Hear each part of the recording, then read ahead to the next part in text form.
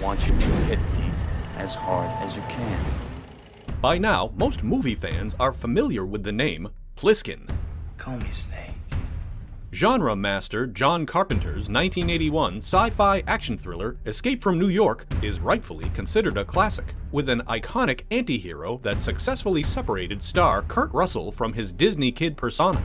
And like so many of the entries in John Carpenter's career, it was also not an easy movie to make, with a long and grueling night shoot, and all the challenges of trying to replicate a future New York City on a modest budget. Take a trip to the burned-out Big Apple and find out what the f*** happened to this movie.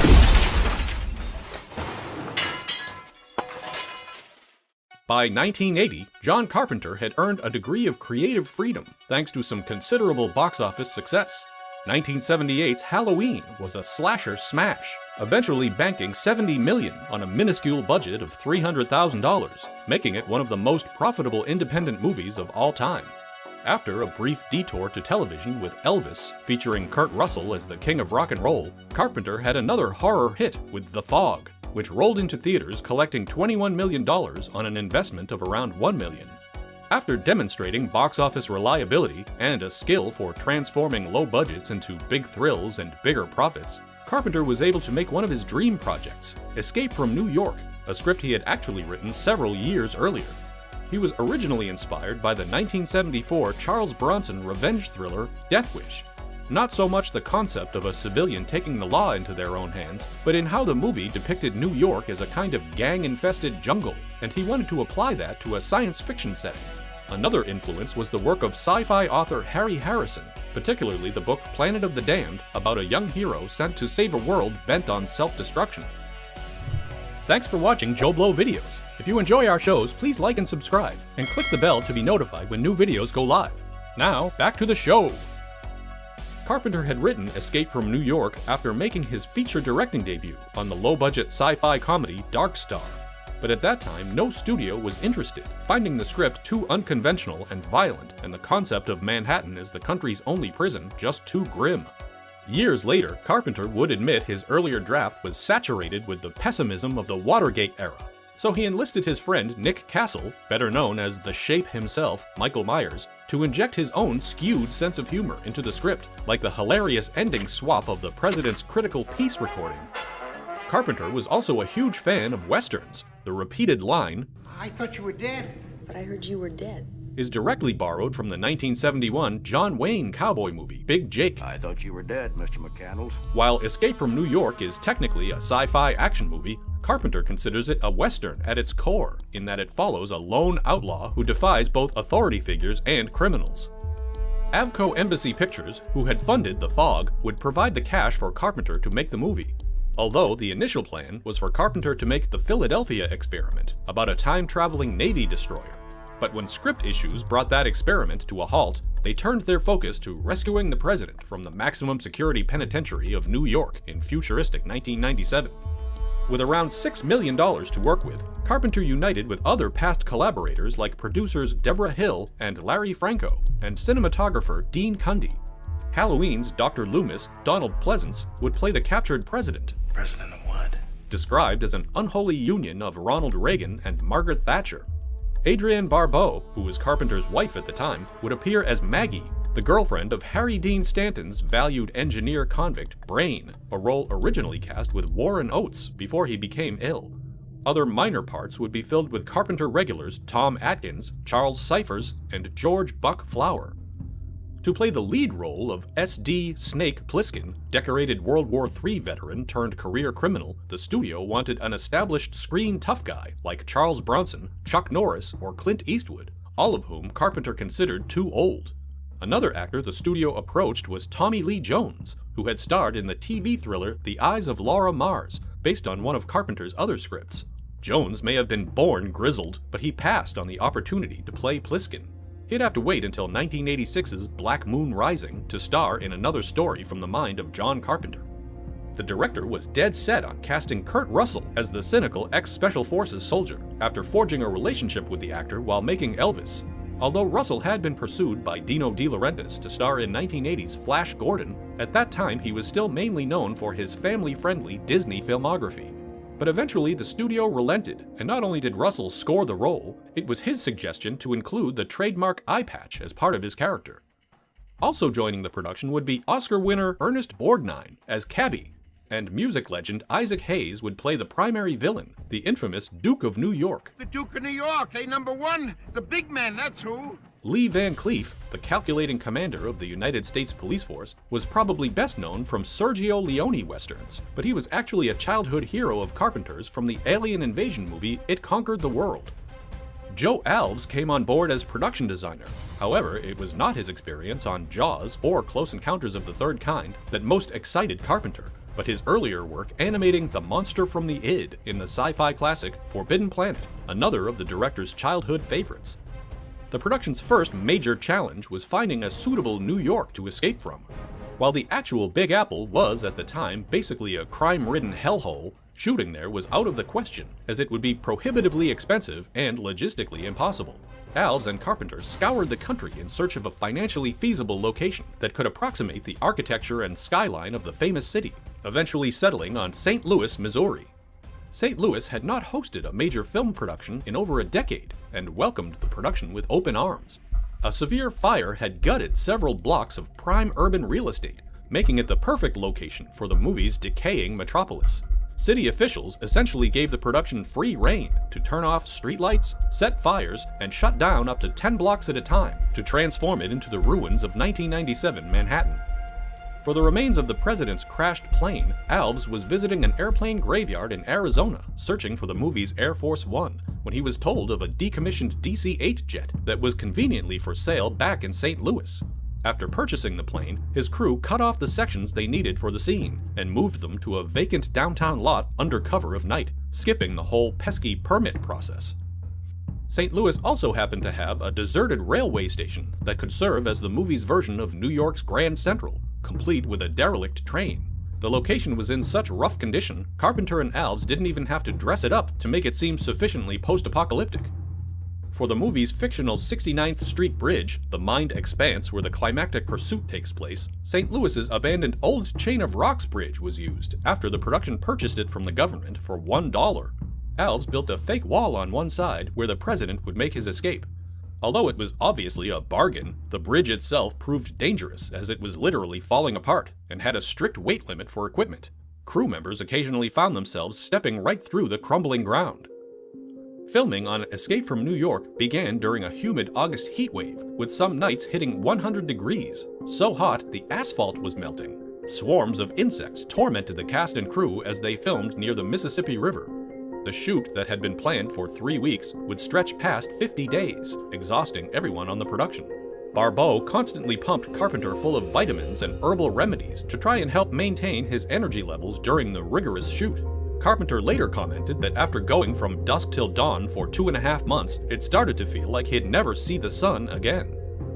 Kurt Russell also recalled one time he was preparing for a scene alone and came across a group of tough characters, exactly the type you might find in a desolate city neighborhood at 1 a.m. Fortunately, he was in the full Plissken costume, complete with submachine gun, which was apparently intimidating enough to prevent any hostilities.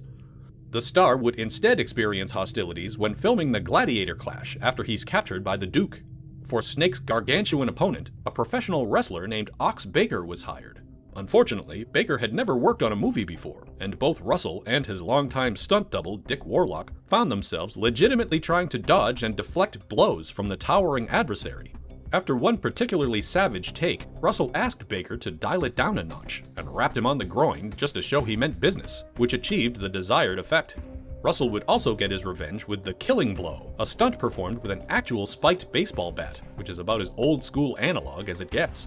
Baker had a thick pad on the back of his head that Russell would have to accurately strike, which, understandably, made the large man quite nervous.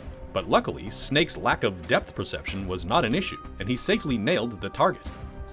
As with Russell taking ownership of Plissken's appearance and gruff Eastwoody personality, Carpenter allowed the cast to get creative with their characters, expanding on them as they saw fit.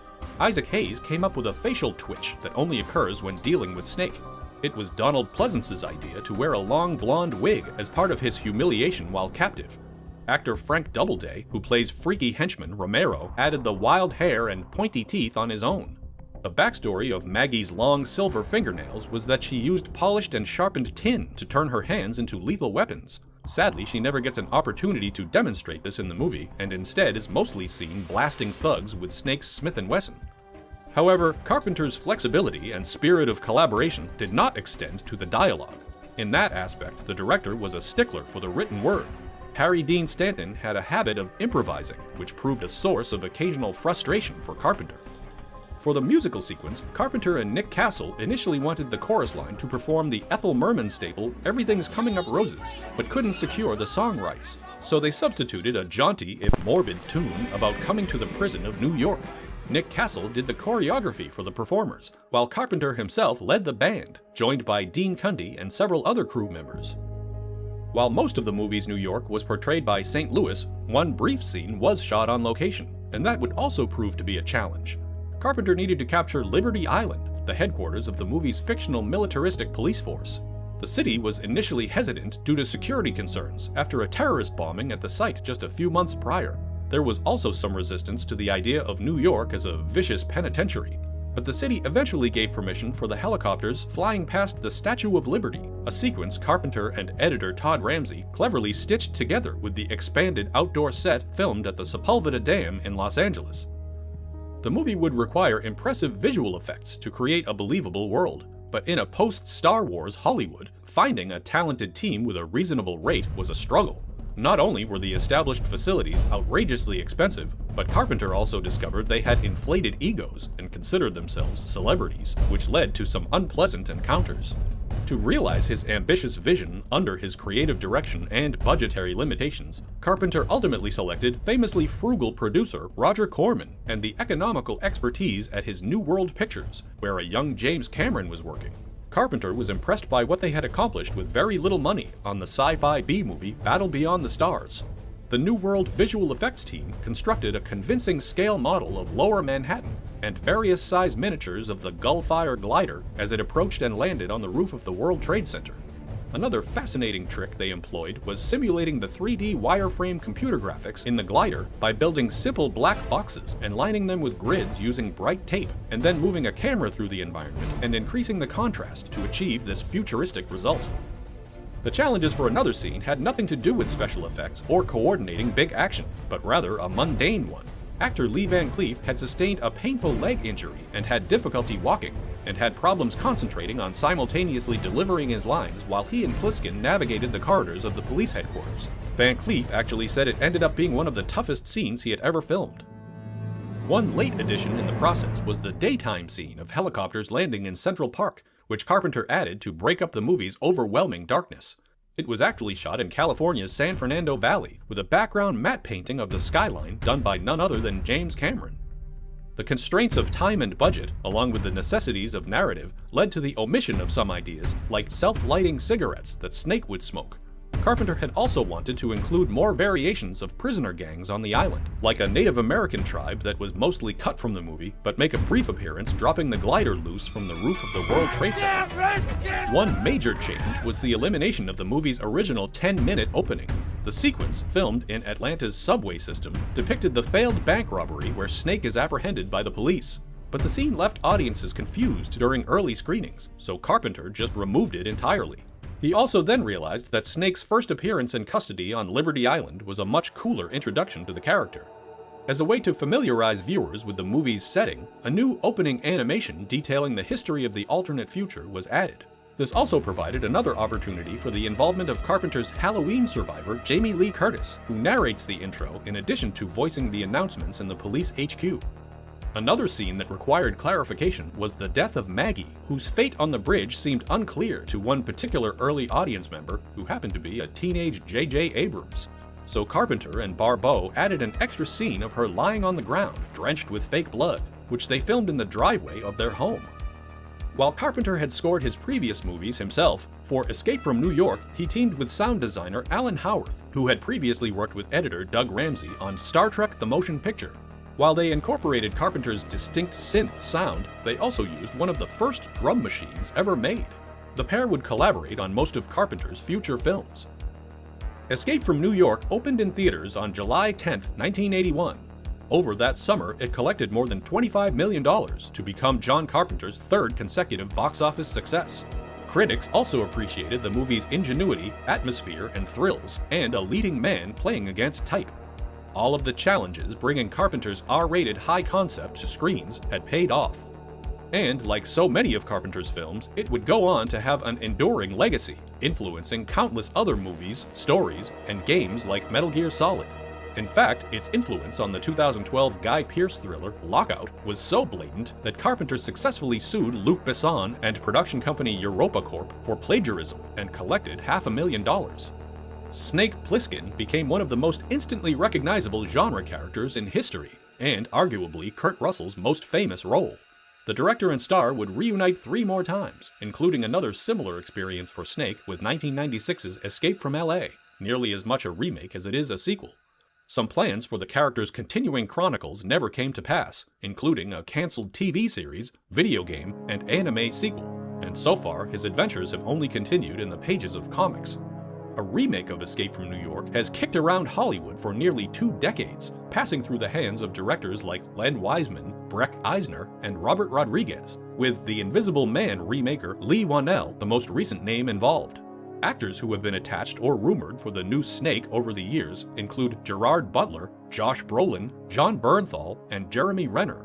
One guy who does not want the job is Kurt's own son, Wyatt Russell. Despite his family connection and resemblance, the actor has made it very clear that he has no intent or interest in inheriting the eye patch. And he does have a good point, after all. There's only one Snake. The name's Plissken. Let us know your thoughts. Leave a comment in the comments. And thanks for watching.